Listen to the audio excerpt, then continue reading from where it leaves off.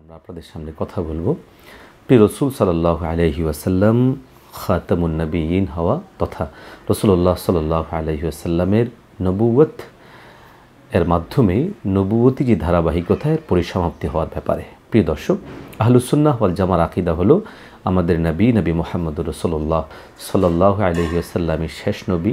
আমাদের নবীর পর নবী মুহাম্মদুর রাসূলুল্লাহ সাল্লাল্লাহু আলাইহি ওয়াসাল্লামের পর আর কোনো নবী, কোনো ধরনের নবীরই আগমন ঘটবে না। প্রিয় দর্শক, আমাদের এই দাবি আহলুস সুন্নাহ ওয়াল জামার আকীদা সুস্পষ্ট কোরআন এবং সুন্নাহ দ্বারা প্রমাণিত। যেমন হাদিস শরীফের মধ্যে আমরা পাই এবং কোরআনুল কারীমের মধ্যেও আমরা এই ব্যাপারে নির্দেশনা পাই।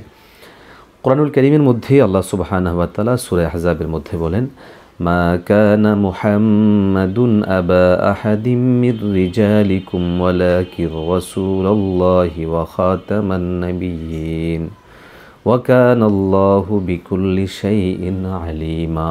আল্লাহ পাক বলেন, মুহাম্মদ তোমাদের কোনো পুরুষের পিতা নন, বরং তিনি আল্লাহর রাসূল ও সর্বশেষ নবী, আর আল্লাহ সকল বিষয়ে সর্বজ্ঞ। প্রিয় দর্শক, রাসূলুল্লাহ সাল্লাল্লাহু আলাইহি ওয়াসাল্লাম তিনি খাতামুন নবিয়্যিন, সর্বশেষ নবী, তারপরেও কোনো নবী নেই। একইভাবে হাদিস শরীফের মধ্যে আসছে, সহিহ বুখারী শরীফের হাদিস, সহিহ মুসলিম শরীফের হাদিস, রাসূলুল্লাহ সাল্লাল্লাহু আলাইহি ওয়াসাল্লাম ইরশাদ করেন, কানাত বানু ইসরাঈল তাসুসুহুমুল আম্বিয়া কুল্লামা হালাকা নাবিয়্যুন খালাফাহু নাবিয়্যুন ওয়া ইন্নাহু লা নাবিয়্যা বা'দি। বনী ইসরাঈলের নেতৃত্ব দিতেন নবীগণ। যখনই কোনো নবী মৃত্যুবরণ করতেন, পরবর্তী একজন নবী তার স্থলাভিষিক্ত হতেন, কিন্তু আমার পর আর কোনো নবী নেই, আসবে না। সহিহ বুখারী শরীফ এবং সহিহ মুসলিম শরীফ।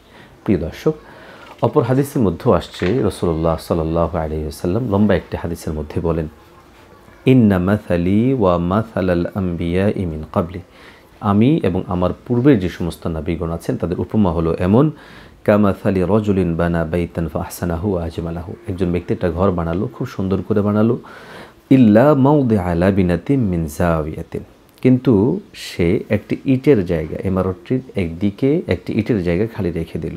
ফাজাআলান নাসু ইয়াতুফুনাহু ওয়া ইয়াজাবুনা লাহু, লোকেরা এর চারদিকে ঘুরে এর সৌন্দর্যতা অবলম্বন করে আর আশ্চর্যান্বিত হয়ে যায়, এবং ওয়ায়াকুলুনা হাল্লা ওদিআত হাযিহিল লাবিনা, যে এই ইটটি কেন স্থাপন করা হলো না, অর্থাৎ তারা আশ্চর্যবোধ করে কেন স্থাপন করা হলো না। ক্বালা ফাআনা লাবিনাতু ওয়া আনা খাতামুন নাবিয়্যিন, রাসূলুল্লাহ সাল্লাল্লাহু আলাইহি ওয়াসাল্লাম বলেন, আমি হচ্ছি সেই ইট এবং আমি হচ্ছি সর্বশেষ ইট, আর আমি হলাম সর্বশেষ নবী। প্রিয় দর্শক, সহিহ বুখারী এবং সহিহ মুসলিমে বর্ণিত এই হাদিস থেকে স্পষ্ট হয় যে সমস্ত নবীদের মধ্যে আমাদের নবী মুহাম্মদ রাসূলুল্লাহ সাল্লাল্লাহু আলাইহি ওয়াসাল্লাম সেই সর্বশেষ ইটের মতো সর্বশেষ নবী।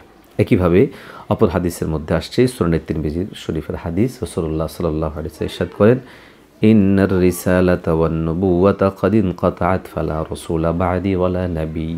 রাসূলুল্লাহ সাল্লাল্লাহু আলাইহি ওয়াসাল্লাম বলেন, রিসালাহ এবং নবুয়ত আমার মাধ্যমেই পরিসমাপ্তি ঘটেছে, অতএব আমার পরে কোনো রাসূলও নেই, আমার পরে কোনো নবীও নেই। অপর এক হাদিসের মধ্যে আছে, রাসূলুল্লাহ সাল্লাল্লাহু আলাইহি ওয়াসাল্লাম বলেন, আনা খাতামুন নবিয়্যিন লা নাবিয়্যা বা'দি। প্রিয় রাসূল বলেন, আমি সর্বশেষ নবী, আমার পরে আর কোনো নবী নেই। প্রিয় দর্শক, আয়াতে কারিমা এবং হাদিসকে সামনে রাখলে এই বিষয়টা একেবারেই স্পষ্ট হয়ে যায় যে রাসূলুল্লাহ সাল্লাল্লাহু আলাইহি ওয়াসাল্লাম সর্বশেষ নবী, সর্বশ্রেষ্ঠ নবী, এবং আমাদের নবীর পর আর কোনো নবী আসবে না। প্রিয় দর্শক, সুতরাং আজকের দিনে কাদিয়ানি বা এর আগেও যারা নবুয়ত দাবি করেছিল তাদের সে দাবি ছিল মিথ্যা এবং কুফরি। তারা নিজেরাও কাফের, তাদের অনুসারীরাও কাফের, কেননা তাদের এই দাবি সুস্পষ্ট কোরআন বিরুদ্ধ, হাদিস বিরুদ্ধ, ইসলামী আকীদার পরিপূর্ণ লঙ্ঘন। অতএব কারণে আমরা আকীদা লালন করি এবং সেটা কোরআন সুন্নাহ দ্বারা প্রমাণিত, সেটা হলো রাসূলুল্লাহ সাল্লাল্লাহু আলাইহি ওয়াসাল্লামই হলেন সর্বশেষ এবং সর্বশ্রেষ্ঠ নবী। নবীজির পর আর কোনো নবী আসবে না, আসার কোনো সুযোগ নেই।